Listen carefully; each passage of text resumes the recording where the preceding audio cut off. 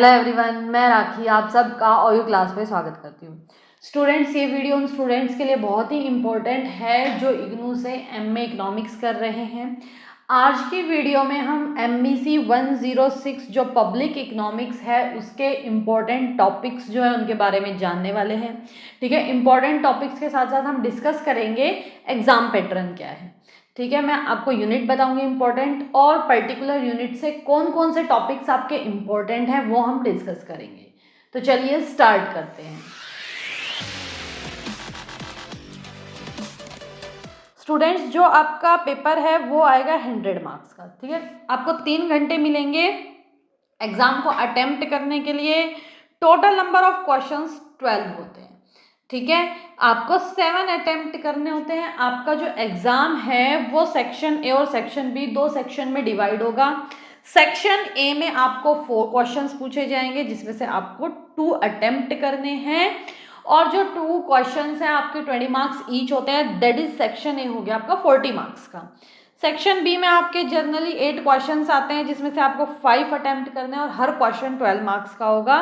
तो section B आपका हो गया 60 मार्क्स का। ठीक है, हमें ये बात याद रखनी है कि ज़रूरी नहीं है हर क्वेश्चन फुल फ्लेज 20 मार्क्स का है। कई बार क्वेश्चंस डिवाइड होके भी आ जाते हैं। ठीक है, पार्ट ए पार्ट बी में 10-10 मार्क्स के आ गए, या 3 पार्ट में भी डिवाइड होके आ सकते हैं।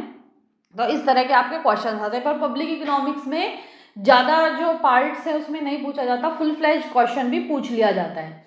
ठीक है, अब हम आगे चलते हैं। हम जो है इंपॉर्टेंट टॉपिक्स डिस्कस करने वाले हैं यूनिट वाइज। ठीक है, तो यूनिट फर्स्ट जो आपकी welfare foundation of economic policies है। ठीक है, आपको ये पूरी करनी है, इंपॉर्टेंट यूनिट है, यहाँ से क्वेश्चन आएंगे। ठीक है, और दूसरा रीज़न क्या है ये इम्पॉर्टेंट ये जो यूनिट है पूरा करने का, कि यहाँ पे बहुत सारे बेसिक कंसेप्ट्स आपको मिलेंगे। ठीक है, तो आप एक सब्जेक्ट पढ़ रहे हो तो आपको बेसिक चीज़ें पता होना चाहिए, तभी आप फर्दर चीज़ें पढ़ पाओगे। ठीक है, तो यूनिट 1 आपको कंप्लीट करनी है, इंपॉर्टेंट है एग्जाम पॉइंट ऑफ व्यू से भी, और आपको हेल्प करेगी आप फर्दर जो चैप्टर्स पढ़ोगे आपका बेस बनाने में। यूनिट 2 है market failure and government failure. यहाँ से आपको मार्केट फेलियर जरूर करके जाना है। ठीक है, यहाँ पे जो आपकी इग्नू की बुक दी हुई है उसमें जो पॉइंटर्स है ना, जैसे 2.3, 2.3.1 उसी हिसाब से मैंने आपको लिखा है। तो आपको क्लियरली जब आप इग्नू का स्टडी मटेरियल या जिसके पास बुक है बुक खोलोगे तो आपको पर्टिकुलरली मिल जाएगा। ये जैसे 2.3 है, ये टॉपिक है मार्केट फेलियर। ठीक है, तो आप इजीली फाइंड आउट कर सकते हैं। Unit 3 equity and justice. ठीक है, उसमें 3.3 आपका थ्योरीज ऑफ जस्टिस, 2 थ्योरी दी हुई है, दोनों आपको करनी है। Then 3.4 is equity. Unit 4 theory of public goods. 4.2 that is classification of गुड्स। 4.3 characteristics of public goods. 4.1.1 Lindahl's equilibrium model and Samuelson's pure theory of public expenditure. ये दोनों थ्योरी आपकी बहुत ही इंपॉर्टेंट है, रिपीटेडली पूछी गई है। थ्योरी ऑफ जस्टिस भी बहुत ज़्यादा इंपॉर्टेंट है, वो भी रिपीटेडली पूछी जाती है आपसे। ठीक है, उसके बाद यूनिट 5 है एक्सटर्नलिटीज एंड सॉल्यूशन। एक्सटर्नलिटीज आपको टॉपिक करना है एंड इंटरनलाइजेशन ऑफ एक्सटर्नलिटीज आपको पढ़ के जाना है इस यूनिट से।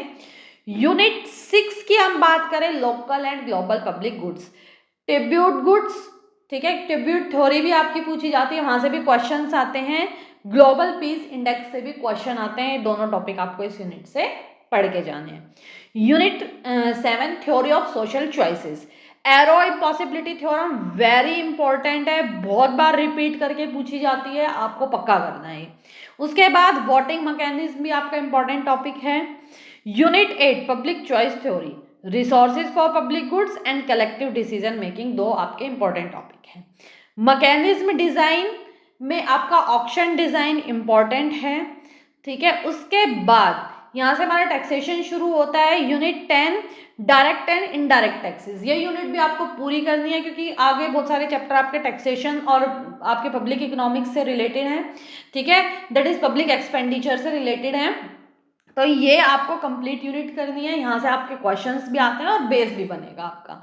ठीक है, यूनिट 11 से ऑप्टिमल टैक्सेशन सिस्टम और इनवर्स इलास्टिसिटी रूल, ये दोनों आपके बहुत इंपॉर्टेंट टॉपिक है। यूनिट 12 से नॉन टैक्स रिवेन्यू, सोर्सेज जो है वो पूछे जाते हैं आपके नॉन टैक्स रिवेन्यू के। यूनिट 13 से थ्योरी ऑफ पब्लिक एक्सपेंडिचर, दो थ्योरी आपकी, वैगनार लॉ जिसको हम law of increasing public expenditure भी बोलते हैं, दूसरी है पिकॉक वाइसमैन हाइपोथेसिस जिसको डिस्प्लेसमेंट इफेक्ट भी बोलते हैं। ये दोनों भी बहुत ही ज़्यादा इंपॉर्टेंट है, रिपीट करके पूछी जाती है। उसके बाद यूनिट 15 है deficit and budget, financing mechanism of budget mechanism, financing mechanism and budget mechanism जो है। उसके बाद डेबिट सस्टेनेबिलिटी, दोनों ही इंपॉर्टेंट टॉपिक हैं आपके डेफिसिट एंड बजट से। उसके बाद unit 16 theory of public sector pricing, ठीक है, यहाँ पे आपका नेचुरल मोनोपोली और गवर्नमेंट इंटरवेंशन जो है उससे क्वेश्चन आता है, ठीक है, ये भी आपका इंपॉर्टेंट टॉपिक है। उसके बाद थ्योरी ऑफ रेगुलेशन यूनिट 17 से perfect competition, imperfect competition and rate of return regulation से क्वेश्चन पूछा जाता है।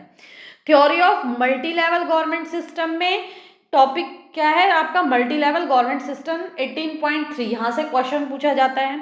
Unit 19 fiscal federalism in India, ठीक है, फिस्कल फेडरलिज्म इन इंडिया से क्वेश्चन आता है आपका। उसके बाद inter government transfers in India, यहाँ से भी आपका क्वेश्चन आता है। Then unit 20 design of fiscal transfer, vertical imbalances horizontal imbalances से क्वेश्चन आता है, ठीक है, प्रिंसिपल ऑफ टैक्स असाइनमेंट से क्वेश्चन आता है, mechanism of inter government transfer in India, यहाँ से भी आपका क्वेश्चन आता है। देन यूनिट 21 भी किससे रिलेटेड है आपका, फिस्कल एंड मॉनेटरी पॉलिसी, कि ग्रोथ और स्टेबलाइजेशन से कैसे रिलेटेड है आपकी मॉनेटरी और फिस्कल पॉलिसी, यहाँ से आपका 21.2, ठीक है, और 21.3 फिस्कल पॉलिसी और मॉनेटरी पॉलिसी से क्वेश्चन आता है। आपको ये दोनों टॉपिक करके जाने बहुत ही इंपॉर्टेंट है। उसके बाद यूनिट 23 लास्ट यूनिट है इंटरनेशनल पॉलिसी कोऑर्डिनेशन, ठीक है, यहाँ पे स्पिल ओवर इफेक्ट से आपका क्वेश्चन आता है। दूसरा anti trust and climate change से भी आपका क्वेश्चन आता है, ठीक है। आपका जो जून 2023 में एंटी ट्रस्ट और क्लाइमेट चेंज जो है शॉर्ट नोट में पूछे गए थे, वैसे पब्लिक फाइनेंस में बहुत ज़्यादा शॉर्ट नोट नहीं पूछे गए हैं अब तक, एक बार ही पूछे गए हैं, ठीक है। तो हमें ये सारे टॉपिक तैयार करने हैं। अगर आप ये टॉपिक बहुत अच्छे से करके जाते हैं तो आप अपने एग्जाम में अच्छा स्कोर कर पाएंगे, ठीक है। आई होप आपको वीडियो पसंद आई होगी। अगर वीडियो पसंद आई है तो भाई वीडियो को लाइक कीजिए, शेयर कीजिए, और जो हमारा चैनल है OU क्लासेस उसको सब्सक्राइब कीजिए।